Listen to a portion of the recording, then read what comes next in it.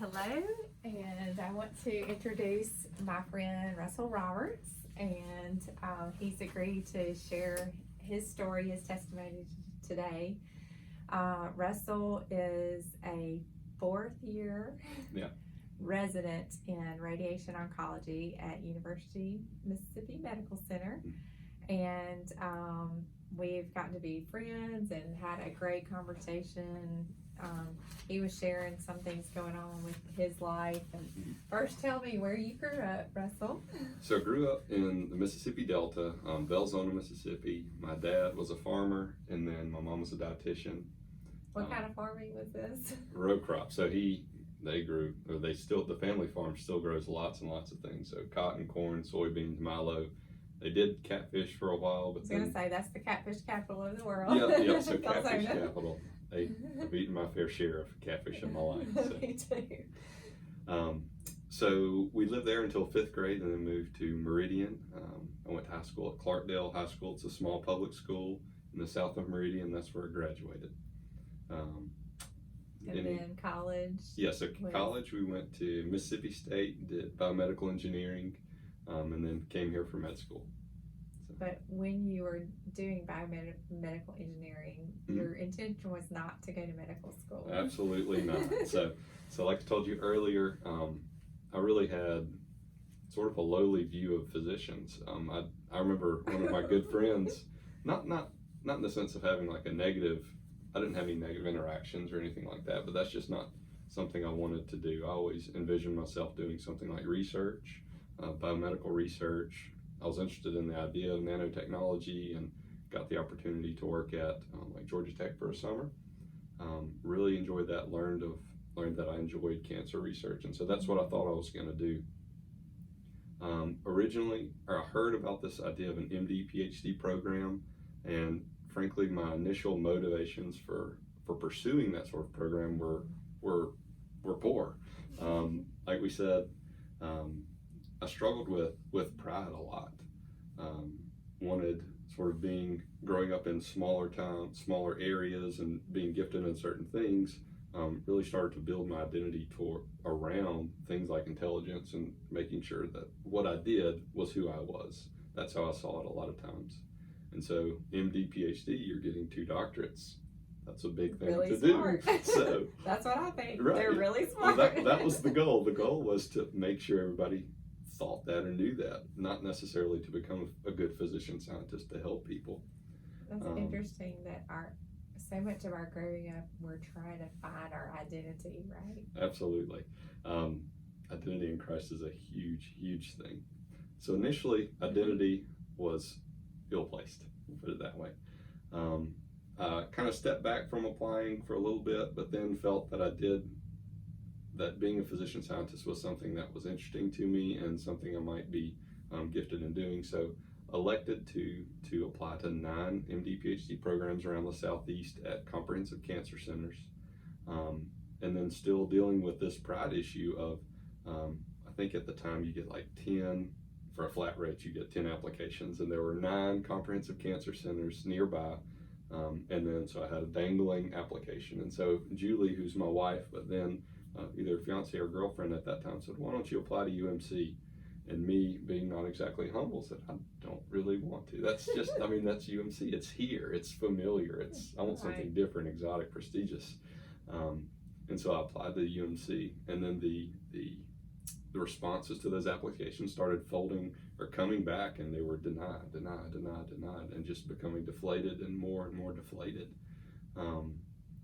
Because I had chosen not to be considered at med school or any of those. I didn't want to become a physician. That wasn't the goal.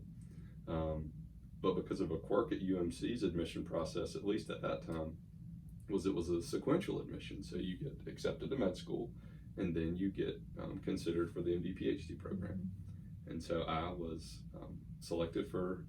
I was admitted to the med school, and then was not admitted to the MD PhD program, which was a massive failure in my eyes. And so I said most people are trying so hard to get into med school, and he's like, "That's a failure." For your psyche, it was a failure. Yeah. So the goal, I missed the goal. I wasn't good enough to wasn't good or gifted or have the accolades to pursue what I wanted to do, and so that was failure. And so I was in an environment that was incredibly demanding in med school, all the while feeling as if I didn't really want to be there in the first place. Don't you think God, now looking back on it, had his hand in this? Absolutely, yes. And so, go ahead. Because he closed doors where he didn't want you to go, right? Exactly. And I think I was within the will of God to go through that failure and suffering. I think that's exactly what I needed. I needed to be shown my finitude, to be shown that my identity was not wrapped up in what I did, but rather it's who I am in Christ. So I needed to just go through the ringer of suffering, of failure over and over again. But kind of continuing forward, the first year of medicine was very difficult. I also had a mentor, a dear mentor of mine. He passed away unexpectedly, so that was a tough time. But I'd set my eyes on a research program right after in between M1 and M2 year during that summer, and had a wonderful mentor. And we applied, got into this wonderful mentor's lab. We did a lot of cancer imaging research, and I loved it. That was just, I felt like I could finally use the gifts that I had and just pour myself into my work. And something to know about that program is you sign on initially for the 2 months of summer, and then you have the option of working with that individual for the rest of med school. And towards the end of summer, we had already spoken, and we had both wanted to continue working together, and that was about the time when I started getting this annoying, still small voice. So I remember I was mowing my backyard listening to a sermon on Abraham and Isaac, and that's about the time that you're putting your hope in Isaac, you're putting your hope in this research program, and I'm going to ask you to give it up, and I'm not going to tell you why.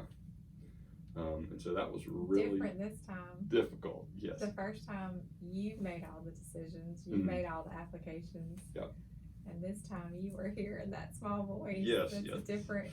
God did bring you through the failure with a different perspective, right? Absolutely. And for so seeking Him. Yes. So I struggled with that still small voice for about 2 weeks. And that's whenever I woke up one Saturday morning and just typed out a letter and said I had every intention of I had every intention of pursuing further studies, research, grants with you. I enjoyed working with you. You were the ideal mentor. You gave me responsibility. You rewarded me as you saw fit. I loved working with you. Nevertheless, I'm being called to give this up. I have absolutely no reason. There's no earthly reason for me to give this up other than I trust the one who is asking to do this. And thankfully, he was a believer and he understood and was very gracious, continues to be gracious, wrote one of my letters of recommendation for residency. But then that meant I was back in the fire. I was back in the second year of med school, really didn't have a direction, was really struggling again of a little bit different format, but still you're being rigorously tested. And then you have step one at the end of that, not where I wanted to be. And 11 months, almost to the day, I can't remember exactly, but 11 months after I sent that letter of resignation, I ran across the chairman of radiation oncology. And the Lord has absolutely just blessed that relationship. I think from my initial meeting, I walked out and I was already on like 2 research projects and writing things, and so really meshed well with that hunger for research. And through doing some more, the more I learned about radiation oncology, the more it really fit sort of my skill set, and I enjoyed the imaging aspect, the engineering aspect fit me well from college, but also really love interacting with people. And so I got a little bit more patient interaction than I would have had I done something like radiology, for instance. Didn't fit me quite as well, but that's what I did the imaging research in. And so the Lord just paved the way for me to be in residency at UMC. So that's kind of where we got. That's where we got here. Were you married at that time? So me and my wife Julie, we married. Let me make sure. Y'all date in college? We did. So we graduated We graduated on like one Friday, got married the next week, and then moved to Jackson the day we got home from honeymoon. So it was a really rapid progression from living with a bunch of guys in a really rundown apartment to moving to Jackson, living with your wife. That was a lot of change in a very short amount of time. And they have one son, Mhm. Owen, who's 4. Mhm. And so when did he come along? Ooh, During med school residency. I'm going to get this wrong. I think it was the It's 4th year 4. of medicine. Okay. It was ideal because Yeah. 4th year of medicine's a really relaxed schedule, and I was Yeah. able to be around a lot. That's So good. that was really great.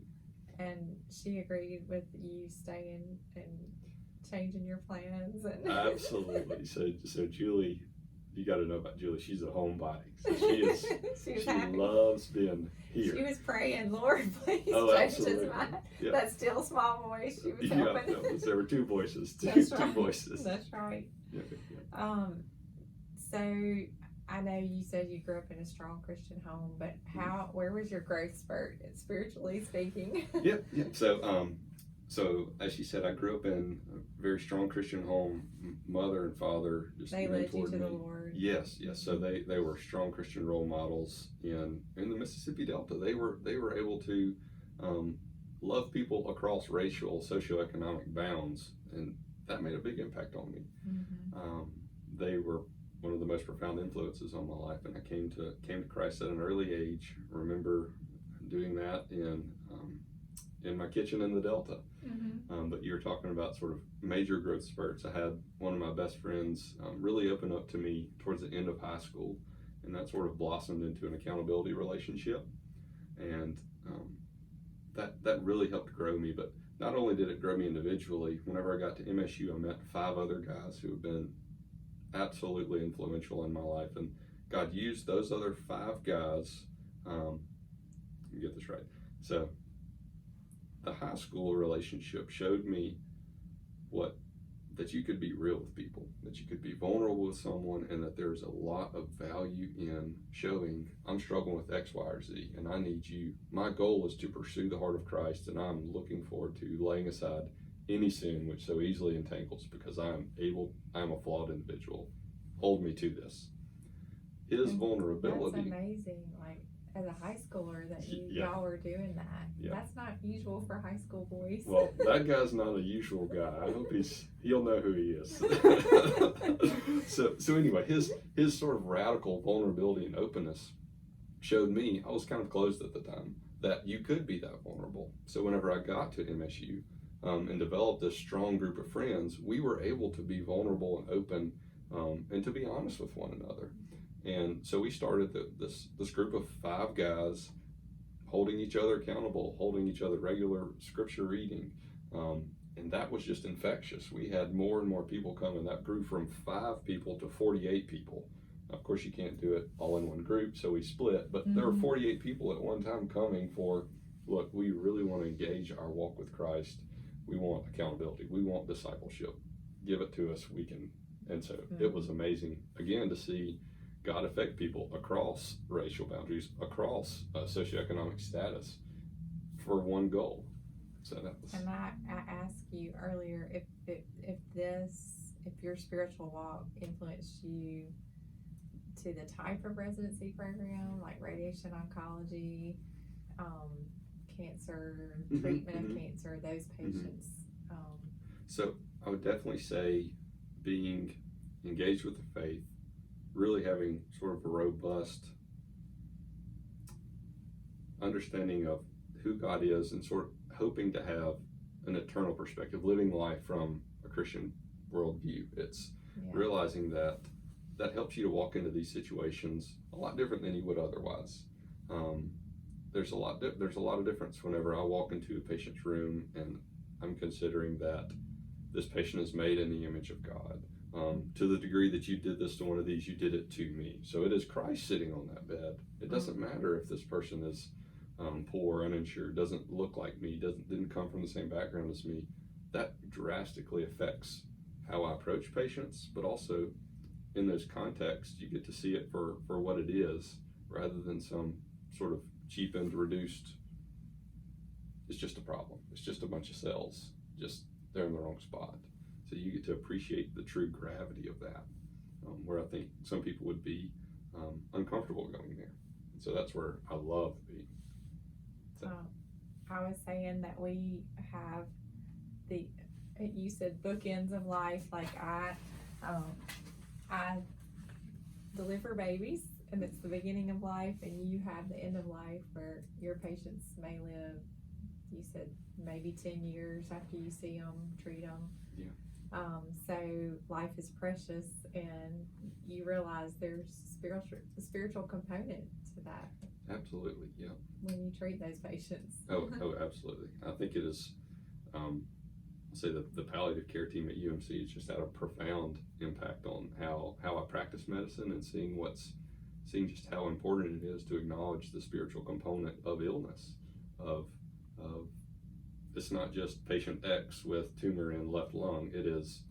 This is grandpa, or not even just spiritual, just the larger sort of social dynamics of this. Right. This is grandpa. He's sort of the pillar of the family. Right.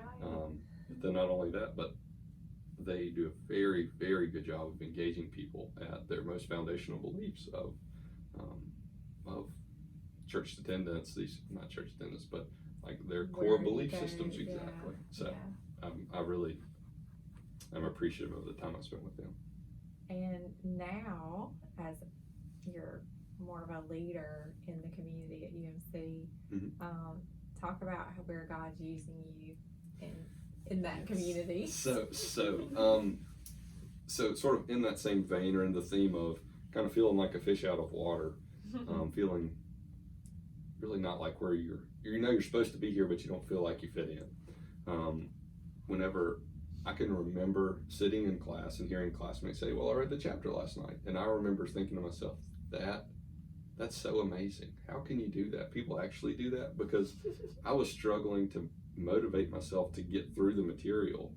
However, in the same vein, like I was buying with my own spending money, like philosophical foundations for a Christian worldview, and reading that in my spare time, like 20 pages a day, and sitting there, this doesn't add up. How my passions are like theology, philosophy, apologetics, and yet I'm here. How do I tie these together? And I wrestled with that for a long time. Got to the point to where I was reaching out to a seminary professor at Southeastern Baptist Theological Seminary, and was just trying to figure out, what does it look like? And the only working model that I had, there was a physician in the Northwest he went back and got a doctorate in theology, and so he's sort of a dual. He's a orthopedic hand surgeon, so he works on orthopedic hands sometimes, and he's a seminary professor. But after kind of talking it out, 10 extra years of training didn't seem like a feasible option. I wonder if Julie might have been the still small voice on that. Yeah, so that's another. Don't think Julie would have been so keen on that either. So anyway. So God had a different plan. Absolutely. So I was really wrestled with that. Came across this book that literally changed my life. It's called Hostility to Hospitality, by a husband and wife team named the Balbonis. And they sort of articulated what the modern context of particularly academic medicine is like. And it's one of those things that I had been living in that place for so long. I'd felt it, but I couldn't articulate it. But they were the ones that sort of pulled the veil off and say, this is what you're feeling. Right. And I got so excited that it just resonated so deeply within me. I got so excited reading that book. I had to put the book down, write out my thoughts, and then go back to the book. And in those thoughts, it talks a lot about, instead of feeling like you're two people in one, you're the doctor, you're the theologian, or you're the physician on one side and the theologian on the other. It's really about this holistic picture of practicing medicine with the whole person in mind.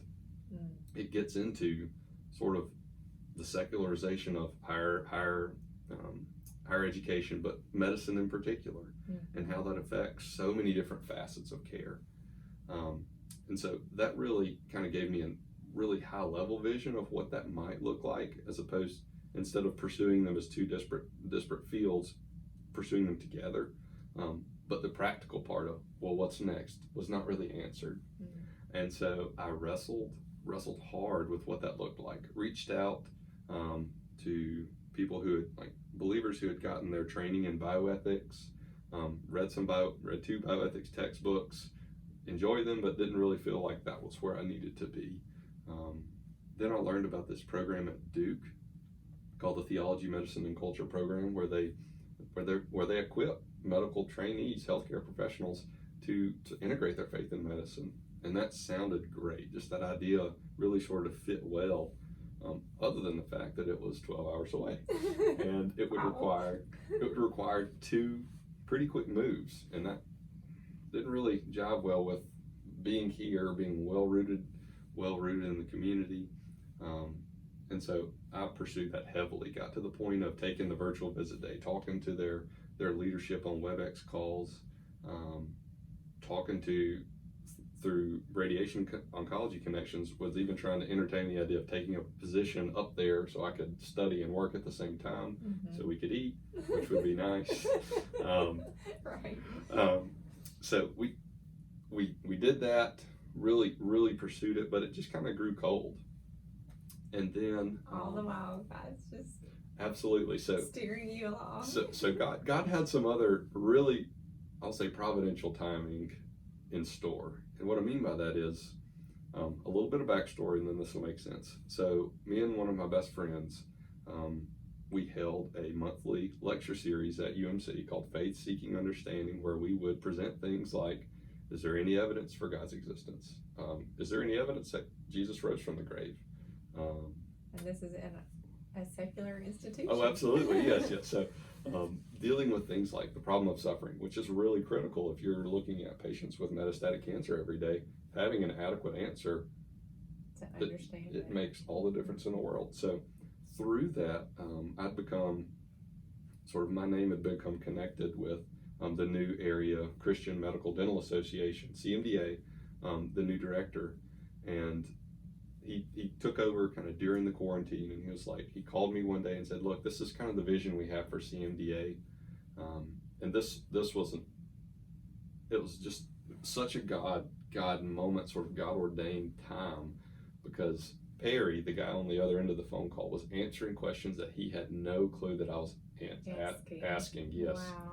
Over the last months of trying to pursue bioethics, trying to pursue all these different things. I got it for you. Yeah, exactly. We need you right here. So kind of the working model I had at the time was like, the best guess I can say is finish residency here, go to Duke for a couple of years, come back, work on establishing something like that down here, and maybe 10, 15 years in the future, we'll see what happens.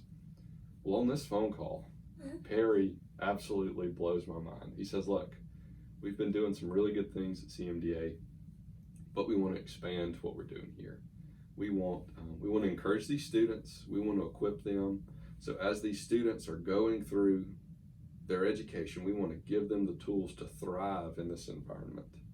Not only that, we want to engage these students, partner with local churches, push them, get these students quickly engaged in local churches, because we're not a church. Get them engaged in a spiritual family quickly. And then he says, have you ever heard of this program at Duke called the Theology, Medicine, and Culture program? And at that point, yeah, that's what I did. I said, Perry, I just got off the WebEx with their chair director. That's what? Amazing. He said, well, we want to do that here. And we want to partner with RTS or NOVTS or some of these local seminaries, and let's build it here. And let's equip our physicians here to thrive in their environment. And at that point, I don't know if you know the wrestler Ric Flair, but he just yells. And that was about where I was. It was just, I have no other words, because I literally could not have organized that how I wanted to. Right. And it was just literally the timing and providence of God. He's non-medical. He's got the Master of Divinity himself. Right. So Perry's. But he has a calling to this. Yes. So Perry is a trained pastor. Is a pastor. But his family situation is very unique. He has a son that has a malignancy, and it's been a very, very long, drawn-out course. So they have spent. I think this is right. I think they have spent more than a calendar year worth of days in the hospital. And so they've gotten to see healthcare trainees, they've gotten to see the healthcare environment. And so he has a heart for that. And so it's been just an absolute blessing to work with him, because he he's trained theologically, but has enough of the medicine in him to sort of understand the lingo. You have your side, and y'all Right. feed off of each Right, other. exactly. That's great. Exactly. That's so neat. I think about you holding these lectures, just boldness. We talked about being bold in your witness, Mhm. and what's the most bold you've been in your witness? Would you say? The lecture series is probably number one, but Yeah. you walk down the halls and you see the little electronic billboard flashing. Is there any evidence for God's existence, or did Jesus really rise from the dead? Dr. Roberts talk about it. Exactly. And so that was probably number one. Sort of related to boldness, and sort of in that vein of philosophy, theology, apologetics. Sort of the goal of those lectures, sort of threefold. One, for the believer, knowing what you believe, understanding it, being able to articulate it, being able to defend it. Really, in my own life and in the lives of others, it really transforms your walk. And whenever you're in a challenging environment, it takes it from the point of feeling like your faith is fragile. That if I really wanted to, I could break it. Or if I can't break it, then one of my really smart classmates could probably break it. And it makes it really difficult to be a bold ambassador for Christ whenever you feel like you're holding a dandelion or a piece of porcelain. However, whenever you're equipped, whenever you know what you believe, whenever you can speak it, whenever you can articulate, whenever you can defend it, it changes the ball game completely. It helps you to be, again, we're 1 Peter 3:15, have an answer for everyone who asks, but with gentleness and reverence. So it's supposed to be, you can live in a Christ-like manner consistently. You can boldly, in love, share your faith with others. Right. And so sort of the threefold, it strengthens believers. Whenever a believer is emboldened, then they will engage more people. Right. And then you have just an impact on the culture at large. You have a culture where people are not afraid to share what they believe, which I think is a wonderful, wonderful thing. Hope. That's what is missing in medicine so much, is hope. Absolutely. If you don't talk about spiritual things, then hope is removed, Yeah. That's crazy. Do you think patients want to know their doctors are strong in their faith? Do you think they want to hear that from physicians? Oh, yeah. So, for anybody asking that question, I would look up Tracy Balboni's paper. She is an MPA, so she's an MD, she's a radiation oncologist in palliative medicine. And then she also has her MPH, I think. She has another master's degree, but they did this huge study. This is the first section of that Hostility to Hospitality book. And in that paper, in this huge study, in general, it said, we're talking patients want to have their spiritual needs addressed by their physician more often than they get it. So there's a need that's unmet. The surprising thing is, in general, physicians want to give spiritual counseling, or at least acknowledge those spiritual aspects of illness, more often than they give it.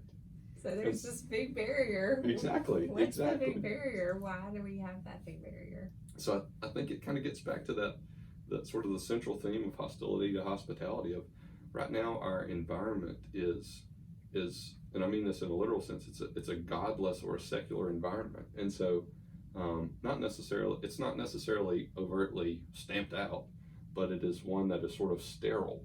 Yes, and so it's one that's, the pressures around you push you to be efficient with your time, economical with your visits, and that turns you more into that body mechanic that I didn't want to become, as opposed to a physician who is caring for people, whole people, not just fixing a problem. Right. Right. And so I think that's part of it. That's so cool.